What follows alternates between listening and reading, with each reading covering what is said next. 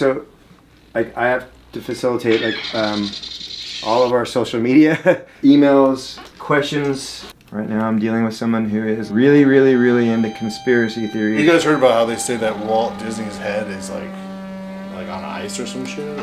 And this is pretty much my all day, every day. Only just get the bear, don't get naked.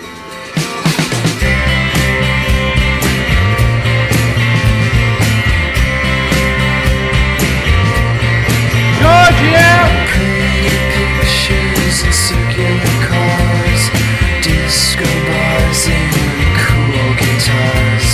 You're making me make up, you're making me sick with all the things that come out of your lips. You got me drawn some muscly, man.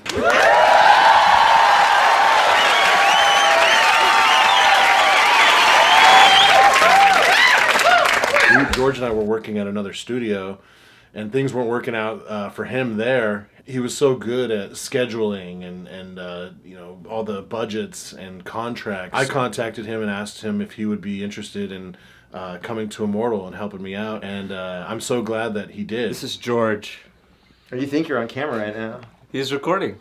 Oh, is it not recording? Andrew's pretty much defined. You know, he's an owner, but he is the creative director, and he's like the chief sculptor. Yeah, I like it. I prefer to make art.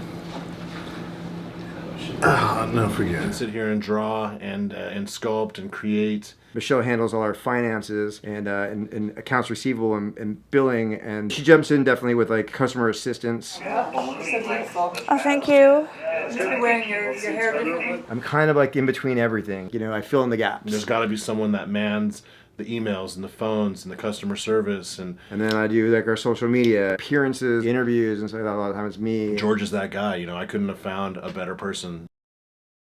Checklist, last minute checklist for Transworld. Okay, office boxes, right? Everything's in office boxes. Spare head forms, we're good. Printers, all of them, right? All our printer stuff. Backups for all the printer stuff too. Step ladder, because we're all short. Yep. And all right, we're good for Transworld. Yeah. So last year, we were the victims of something called freight hostage. Mind you, this was my first year scheduling these crates like by myself. Like I didn't, like no one else did it. I was so proud. You hire a logistics company and they hire a trucking company to come and get your stuff and take it to where you need it to go. It doesn't get there. And you're like, huh. We get an email, and I asked Mikey prior. I was like, "Hey, did you get a signature off of like any of like the shipment forms or anything?" So he comes in, he's like, "Was I supposed to?" He slowly sits down and he sees my face, and he's just like, "Hey, why isn't it there?" And the logistics company goes, "Oh, it's probably just like a weather delay." And you're like, "Okay." And Mikey was like, "What do you mean?" "Your freight has been hijacked." And I like kind of started explaining. I'm like, "Just read the email. It's gonna be better if you read that." And I was getting the email on my phone as I was walking from the back, and Zem was getting the email like in real time on the computer. Like not even like 5 seconds later, it was instant. Just I hear the door kick in. And I literally am walking in the office going, "What the fuck?" What's going on? Freaking out, and I was just like, I'm fired. The logistics company that was being so helpful and nice changed their tone the minute that our lawyer sent him a message. And I emailed the guy, "This is an emotional plea," you know. And then like 20 minutes later, I got a phone call and they said, "Okay, we offloaded your stuff, we've got it." And then he turns around and goes, It's okay. And it got there. I'm gonna go outside and cry now. Okay, goodbye. It was wild. People that, you know, used to hate us and dislike my company, you know, he turned them around, and they're now, you know, staunch supporters of Immortal. I kind of oversee everything and make sure that everything's kind of running smooth. I used to run a strip club, Swedish.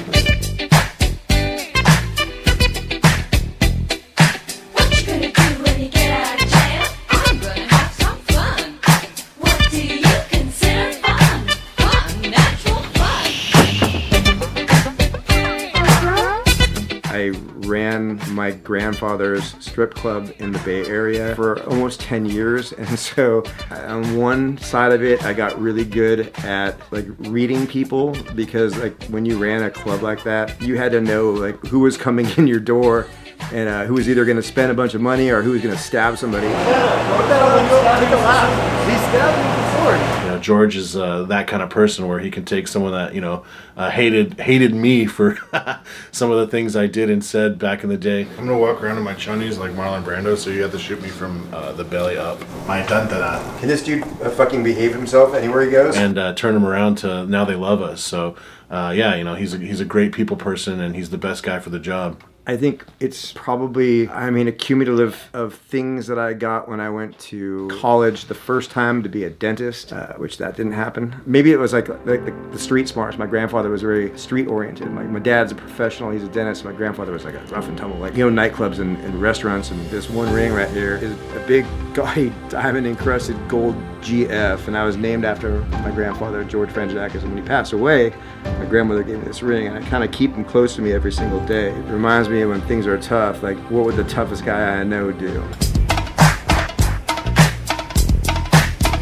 And then I got some from my dad, who's an amazing dentist and has an amazing chairside manner, and everyone absolutely loves my dad. You mean George, I know everybody, Frangadakis? I tried to take the things that I learned from them and apply them both to my company and my employees. He gets really excited. You're the eye guy, Tim. What else would you be calling me for? It's fun.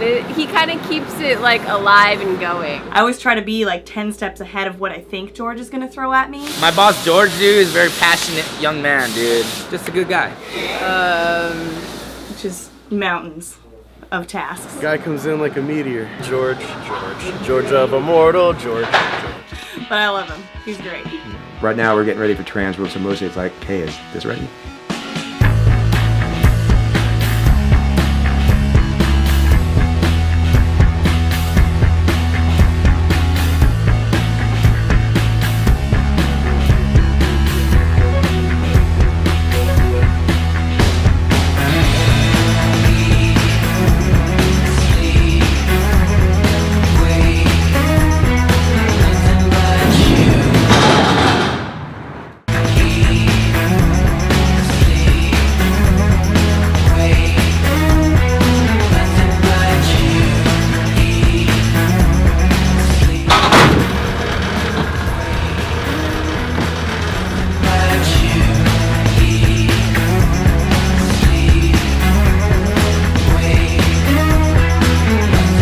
I know our stuff's cool. I love our masks, but I'm also keenly aware of the fact that in this economy that, a silicone mask is probably a luxury item. It is a business tool for a lot of people, but it's a luxury item. And I always want to make sure that we honor the customer, the person that chose to buy something from us.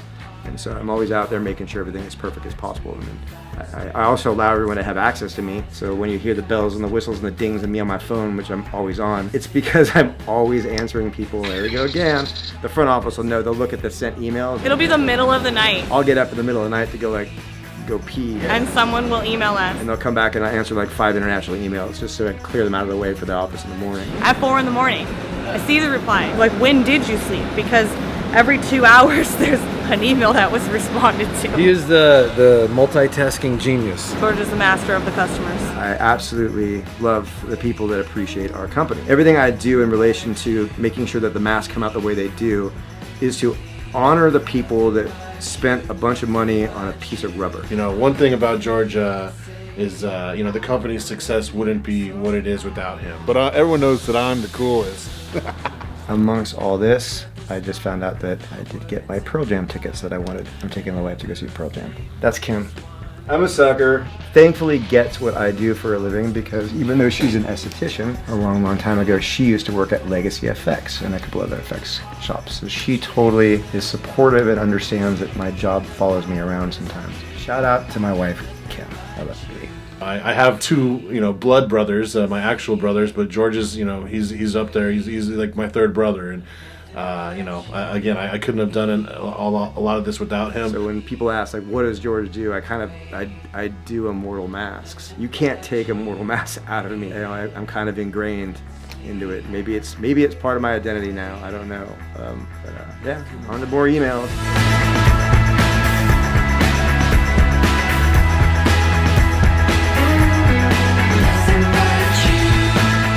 The George's whole episode is just everyone waiting for him while he's on the fucking phone.